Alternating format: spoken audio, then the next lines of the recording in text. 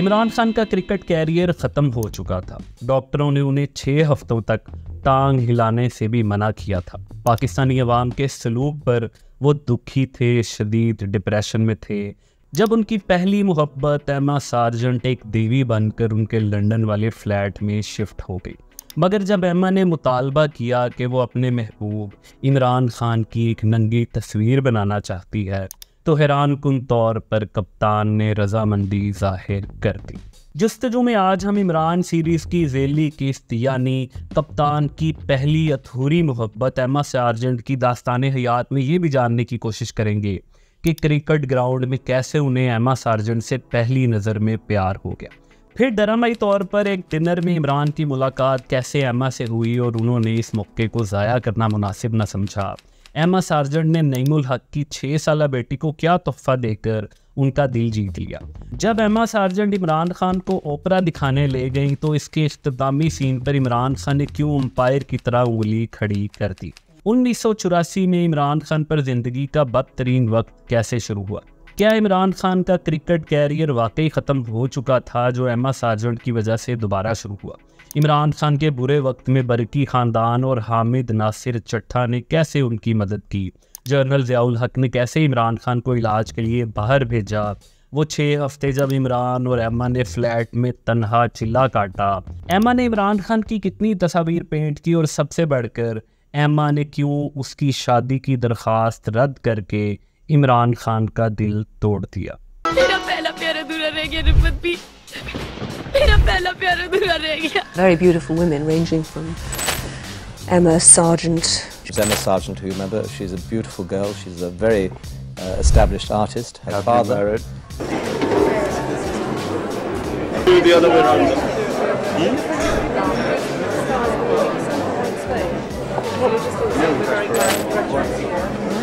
One girl who I came quite close to marrying, and there was Emma. There was Emma. There was Emma. एमा sergeant वो लड़की थी जिससे इमरान को ज़िंदगी में पहला प्यार हुआ। वो लड़की जिससे शादी करने के लिए इमरान खान ने ख्वाहिश की, कोशिश की, उसके लिए बेचैन हुआ, रातों को जागा।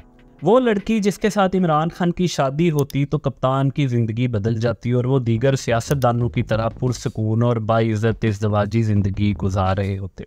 और वो एमा सार्जेंट जो इमरान की ज़िंदगी में आने वाली वाहिद लड़की थी जो उसके स्टेटस से कोई मरूबियत ना रखती थी, जिसने इमरान की ज़िंदगी में लड़कियों के अम्बोहे कसीर में उससे ये कहकर ब्रेकअप किया कि उसकी बेरारवी और दोहरी ज़िंदगी की वजह से उसे उसके साथ कोई फ्यूचर नज़र नहीं आता। दीगर गर्लफ्रेंड्स की तरह इमरान खान का एमा सार्जेंट के साथ भी चंद साल ही मुआशका चला, मगर ये कहानी बहुत दिलचस्प और सुनने से मुताल्लिक है।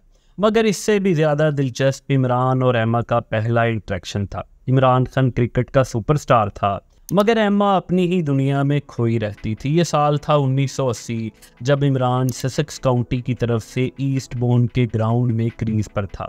अपनी शानदार सेंचुरी स्कोर करने के बाद जब वो पवेलियन की तरफ जा रहा था तो ग्राउंड की तरफ अपनी पुश्त किए उसे एक लड़की नज़र आई जो ना तो दीगर अंग्रेज़ लड़कियों की तरह ऑटोग्राफ के लिए उसकी तरफ दौड़ती आई और ना ही उसने गर्दन मोड़कर सेंचुरी बनाकर वापस आने वाले इमरान खान की तरफ एक नज़र भी डाली।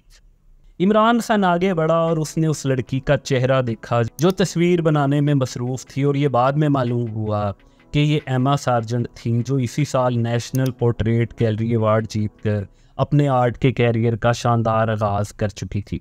और इसे इमरान खान या क्रिकेट में कोई दिलचस्पी नहीं थी, बल्कि वो ग्राउंड के इस वीआईपी हिस्से में अपनी किसी तस्वीर पर काम कर रही थी। मगर फिर चंद माह बाद ही इमरान खान को आखिरकार एमा सार्जेंट से पहली मुलाकात का मौका मिल गया।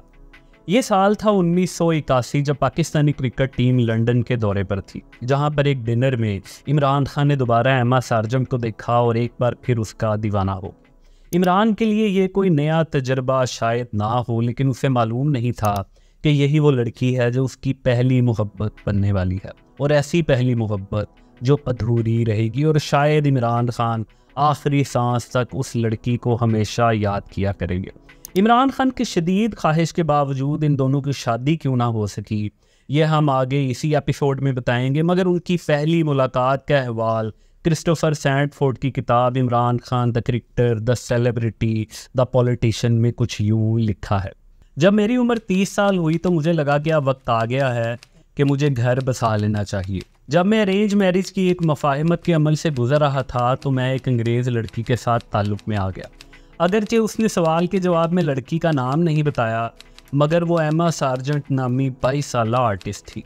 पाकिस्तानियों के इंग्लैंड के टूर के दौरान लंदन की एक छोटी सी डिनर पार्टी में उनकी मुलाकात हुई। खाना शुरू हुए ज़्यादा देर नहीं हुई थी कि इमरान सार्जेंट की तरफ मुड़ा और बोला, मैं तुम्हारे बारे में मज़ीद जानना चाहता हूँ। कहानी आगे बढ़ाने से पहले एमा सार्जेंट से एक मुख्तसर तारुफ हासिल करते हैं। एमा सार्जेंट 1959 को बरतानिया में पैदा हुई। उसके वालिद एक सहाफ़ी थे। एमा एक आर्टिस्ट है। बरतानिया में उसकी मकबूलियत का ये आलम है कि ख़ुद बादशाह चार्ल्स कई दहाइयों से उसके आर्ट वर्क के फ़ैन रहे हैं। एमा के आर्ट वर्क की दुनिया भर की आर्ट गैलरीज में नुमाइश हो चुकी है और ख़ास तौर पर उसकी मिस्र और मोरक्को की नुमाइश को बहुत पसंद किया गया था। क्रिस्टोफर सैंडफोर्ड अपनी किताब Imran Khan the cricketer, the celebrity, the politician में एमा सार्जेंट की खूबसूरती का नक्शा कुछ यूँ खींचते हैं। खाबिदा कदीम फनकाराना हुस्न जिस पर उसके सुनहरी बाल ताजियाने की तरह बरसते थे, और उसके साथ उसकी मशहूर कुन शख्सियत, समझदार, वसीउल मुताला और समाजी तौर पर बुलंद नज़र, शहर के एक मायानाज सहाफ़ी की बेटी। एमा सार्जेंट की जब इमरान से मुलाकात हुई तो इसे बिल्कुल भी मालूम नहीं था कि वो एक बड़ा क्रिकेट स्टार है। शायद यही वजह थी कि वो इमरान को दूसरी लड़कियों की तरह प्रोटोकॉल नहीं दे रही, और शायद यही वजह इमरान के लिए अट्रैक्शन भी रही हो। एमा सार्जेंट का अपना फ्लैट किंगस्टन में था, मगर वो इमरान खान के फ्लैट में भी होने वाले गेट टुगेदर में अक्सर मेज़बान के फ़राइज़ सरंजाम दिया करती थी और इमरान खान के दोस्तों को ये तासुर दिया करती थी कि वो भी इमरान के साथ इसी फ्लैट की मालिकन है। इमरान खान के मरहूम दोस्त नईमुल हक तो अक्सर इस वाक़े को याद किया करते थे जब एमा सार्जेंट ने उनकी 6 साला बेटी को एक तकरीब में अपना फैमिली पियानो बड़े अच्छे तरीके से रैप करके गिफ्ट किया था। वो इमरान खान को एक ऐसी दुनिया दिखा रही थी जिससे इमरान इससे कबल आशना नहीं था, और फिर एक रोज़ तो वो इमरान खान को ओपरा दिखाने ले गई। क्रिस्टोफर सैंडफोर्ड की किताब Imran Khan the cricketer, the celebrity, the politician में कुछ यूँ लिखा है। अब एमा सार्जेंट आर्ट वर्ल्ड में अपनी कामयाबी को भी इंजॉय कर रही थी और इमरान खान को क्रिकेट की दुनिया से बाहर एक दूसरी दुनिया दिखाने का जरिया भी बन रही थी। एक रात उसने फैसला किया कि अब उसे इमरान को ओपरा से भी शनासाई हासिल करवानी चाहिए और उसे कारमन दिखाने ले गई। वो याद करती है कि जब कारमन का कत्ल हुआ और इमरान ने यह बिखरा हुआ इख्तिताम देखा तो उसने एम्पायर की तरह उंगली उठाई और बोला, that's out, that's back to the pavilion. Imran और एमा करीब आ चुके थे, मगर ये ताल्लुक़ मोहब्बत में उस वक्त बदला जब इमरान खान पर बुरा वक्त आया। मंजरनामा कुछ यूँ था कि इमरान खान की कप्तानी में कौमी क्रिकेट टीम ऑस्ट्रेलिया पहुंची तो बदतरीन नाकामी उसका मुकद्दर बनी। नायब कप्तान ज़हीर अब्बास जो बकौल इमरान खान उनके एंटी ग्रुप में थे, उन्हें कप्तानी से हटाकर ख़ुद कप्तान बनना चाहते थे। वो मुसलसल इमरान खान के ख़िलाफ़ कॉलम लिखने लगे, बयानात देने लगे और उनके ख़िलाफ़ प्रोपेगेंडा करने लगे। क्रिकेट बोर्ड अलग इमरान खान से नाराज़ था और उनके मुखालिफिन का ये मौक़िफ़ था कि इमरान खान अपनी मर्ज़ी करते हैं, किसी की नहीं सुनते, और इस तरह डिसिप्लिन की बदतरीन हालत टीम की कारकर्दगी पर असरअंदाज हो रही है। सूरत हाल कुछ वैसी थी कि कौमी क्रिकेट टीम के खिलाड़ी भी इमरान खान के खिलाफ फट पड़े थे और टीम सिलेक्शन के दौरान उन पर नाइंसाफ़ी का इल्ज़ाम लगाने लगे थे। इमरान खान को ऐसा लग रहा था कि उनका क्रिकेट कैरियर अब ख़त्म हो चुका है और इसी मौके पर उन पर माली बदउनवानी के इल्ज़ामात भी लगने लगे।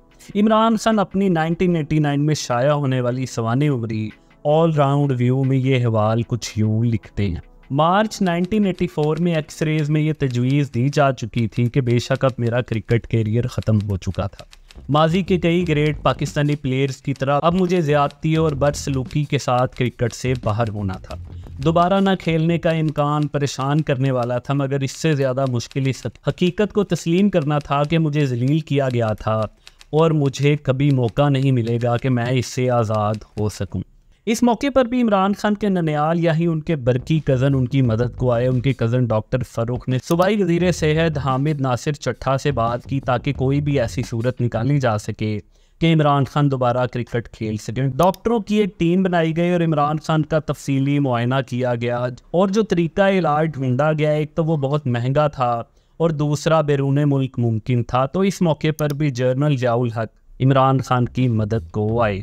जनरल ज़ियाउल हक की ज़ाती कोशिशों से इमरान खान अप्रैल 1984 में बरतानिया पहुँचे। लंदन के क्रामवेल हॉस्पिटल के डॉक्टर ने उन्हें बताया कि उन्हें कम से कम 6 माह तक इलाज की ज़रूरत है। उनकी टांग एक कास्ट में रखी जाएगी, वो वर्जिश नहीं कर सकेंगे, रोज़ाना 10 घंटे वो बिल्कुल हरकत नहीं करेंगे। इमरान खान 6 माह के लिए अपने फ्लैट में कैद हो गए। इस दौरान उन्होंने ख़ुद को वक्त देने का फ़ैसला किया, मीडिया से दूर रहने का फ़ैसला किया, मगर इमरान खुद तरहमी का शिकार थे, वो टूट फूट का शिकार थे। उनका उस वक्त क्या हाल था ये वो खुद अपनी किताब ऑल राउंड व्यू में लिखते हैं।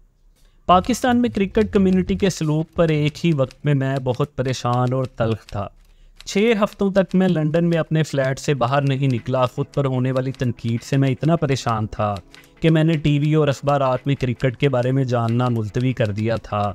मैं खुद तरसी में लिथड़ा हुआ था और बस पढ़ता रहता था। ये वो मौका था जब एमा सार्जेंट एक मुखलिस दोस्त की तरह इमरान खान की मदद को आई। एक देवी की तरह उन्होंने इमरान खान के डिप्रेशन को गायब करने की कोशिश की, उन्हें जहनी मुश्किलात से निकाला। बल्कि इमरान खान के साथ 6 माह के लिए वो उनके फ्लैट पर ही शिफ्ट हो गई और इस अज़ियतनाक वक्त को एक रूहानी चिल्ले में तब्दील कर दिया। इमरान खान एमा सार्जेंट की इन कोशिशों का एतराफ़ अपनी सवाने उम्री ऑल राउंड व्यू में कुछ यूँ करते हैं। इन मुश्किल हफ्तों में एक मशहूर पेंटर और मेरी अच्छी दोस्त एमा सार्जेंट ने मेरी बहुत मदद की। मैं खुद ही बनाए हुए हुजरे से आहिस्ता बाहर आने लगा। मैंने गुज़िश्ता साल के वाक़यात के बारे में अक़ली तौर पर और सुकून से सोचना शुरू किया।